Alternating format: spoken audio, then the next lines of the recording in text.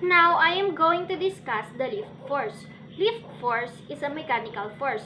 It is generated by the interaction or contact of a solid body with a fluid.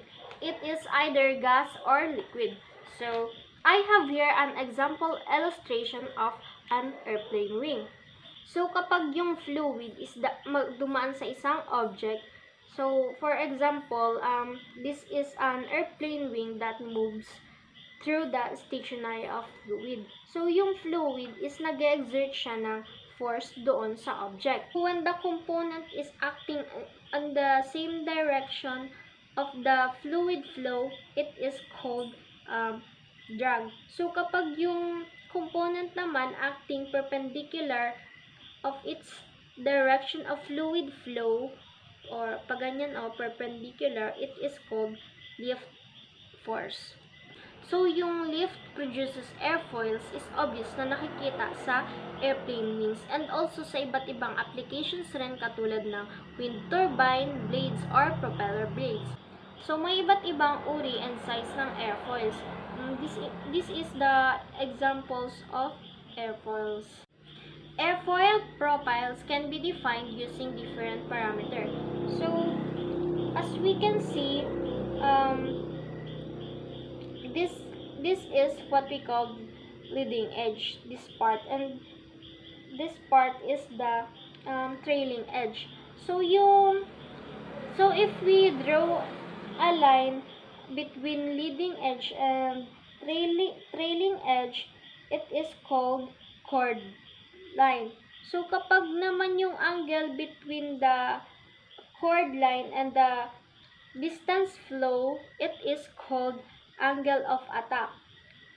Dito naman, if we draw a line between the upper surface and the lower surface,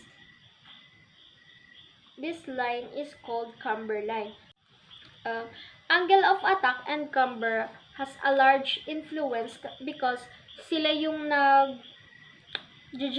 kung gaano kataas yung na lift ng airfoil.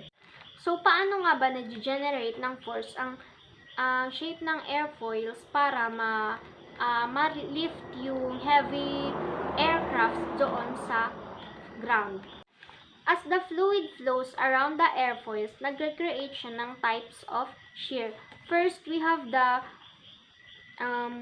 wall shear stress. So, this is stress at tangential of an object surface na nagkakos ng frictional forces that act on the airfoil because of the fluid viscosity.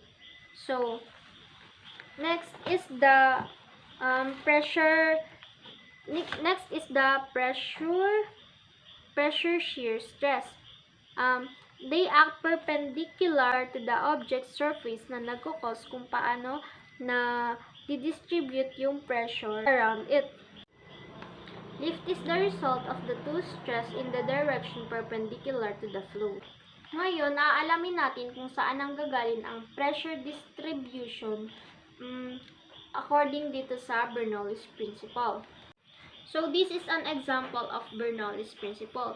Suppose that this is an airplane wing. So, dito yung leading point, leading edge. So, dito sa baba ng leading edge has a zero velocity, which is called stagnation point.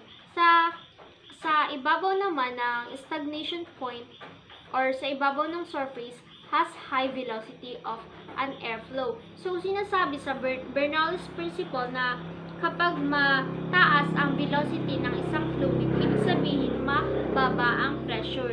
So, kapag naman mababa ang velocity ng isang fluid, ibig sabihin mataas ang pressure.